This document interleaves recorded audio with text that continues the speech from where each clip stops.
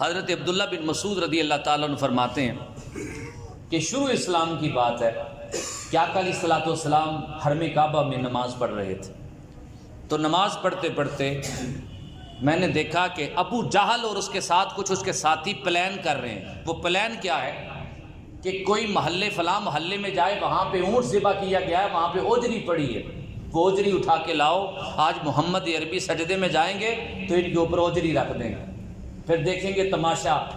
ابو جہل نے یہ کہا، عقبہ بن ابی معیط اس نے کیا کیا، اس نے اوجری اٹھائی اور اٹھا کے جب حضور سجدے میں گئے، عبداللہ بن مسعود کہتے ہیں کہ مجھ میں ہمت نہیں تھی اس وقت کہ میں اکیلا اتنوں کا مقابلہ کر سکتا، لیکن میں دیکھ رہا تھا اپنی آنکھوں سے کہ یہ معاملہ ہے کہ اب عقبہ بن ابی معیط نے کیا کیا، اوجری کو اٹھایا اور حضور کے کندھوں کے اوپر، شانوں کے اوپر حضور کے رکھ دیا۔ حضور نبی پاک سجدے میں ہیں، اب چونکہ وزن اتنا زیادہ تھا حضور سے اٹھا نہیں گیا اور کافی دیر حضور سجدے میں رہے۔ میں نے جب دیکھا تو میں نے دوڑ لگا لی، میں نے جا کے سیدنا ابو بکر صدیق کو بتایا کہ ابو بکر دوڑ کے آؤ، اب نبی پاک کے اوپر انہوں نے اوجری رکھ دی ہے، اور انہوں نے اوجری رکھنے کے بعد تالیاں بجانی شروع کر دی۔ ابو جہل اور اس کے جتنے بھی بدبخت کافر کھڑے تھے آپس میں مذاق کے ساتھ اونچا اونچا ہنسنا شروع کر دیا، مذاق اڑانا شروع کر دیا، نبی پاک صلی اللہ علیہ وسلم پہ ہنس رہے ہیں وہ۔ آپ ذرا تصور میں جائیں کہ حضور نبی پاک کو کس قدر اذیتیں دی گئی ہیں۔ آپ کا قصور کیا تھا؟ آپ لوگوں کو جہنم سے بچانا چاہتے تھے، آپ لوگوں کو جو جنت میں لے کے جانا چاہتے تھے، یہ قصور تھا آپ کا۔ آپ لوگوں کو انسانیت سکھانا چاہتے تھے، یہ قصور تھا حضور کا۔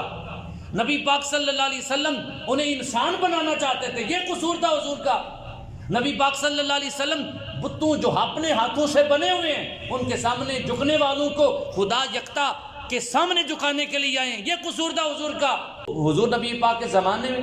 آپ پہ اوجری رکھی گئی، پھر آپ پہ ہنسا گیا، پھر آپ کا مذاق اڑایا گیا۔ اس وقت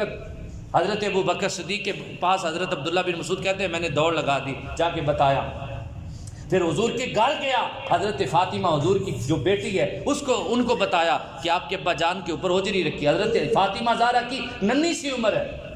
ایک بیٹی اپنے باپ کو مشکل میں دیکھے تو کیا برداشت کر سکتی ہے؟ سیدہ طیبہ طاہرہ حضرت فاطمہ زہرا، ان سے رہا نہ گیا، ابھی ننھی عمر ہے، گھر سے دوڑ لگا دی کہ میرے ابا جان کے اوپر کسی نے جو ہے نا اوجری رکھ دی۔ اب حضرت فاطمہ زہرا اور حضرت ابو بکر صدیق نے مل کے وہ اوجری اٹھائی، ہٹانے کے بعد حضور نبی پاک اٹھ کے بیٹھے، نماز آپ حضور نے مکمل فرمائی، اور نماز مکمل فرمانے کے بعد پھر وہ حضور سے برداشت نہ ہو سکا اور حضور جلال میں آ گئے۔ نبی پاک صلی اللہ علیہ وسلم کے بارے میں حضرت عبداللہ بن مسعود فرماتے ہیں حضور نبی پاک نے نماز مکمل کرنے کے بعد اپنے رب کی بارگاہ میں ہاتھ اٹھا دیے، پھر حضور نے دعا کر دی۔ اتنا دکھ دیا نبی پاک کو ان لوگوں نے، حضور نبی پاک کو اتنا ستایا ان لوگوں نے،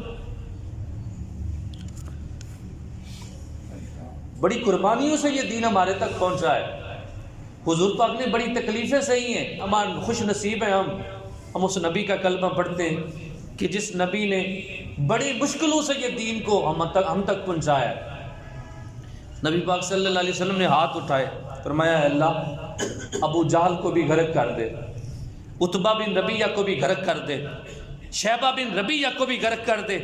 ولید بن عتبہ کو بھی غرق کر دے، امیہ بن خلف کو بھی غرق کر دے، عقبہ بن ابی معیط کو بھی غرق کر دے۔ عبداللہ بن مسعود خدا کی قسم اٹھا کے کہتے ہیں میں اللہ کی قسم اٹھاتا ہوں جس کا نام میرے مصطفیٰ نے لیا، میں نے میدان بدر کے اس بدر کنویں میں ان کو اوندے منہ پڑے ہوئے دیکھا ہے کہ نبی پاک صلی اللہ علیہ وسلم کی بد دعا سے ان کا حال یہ ہوا،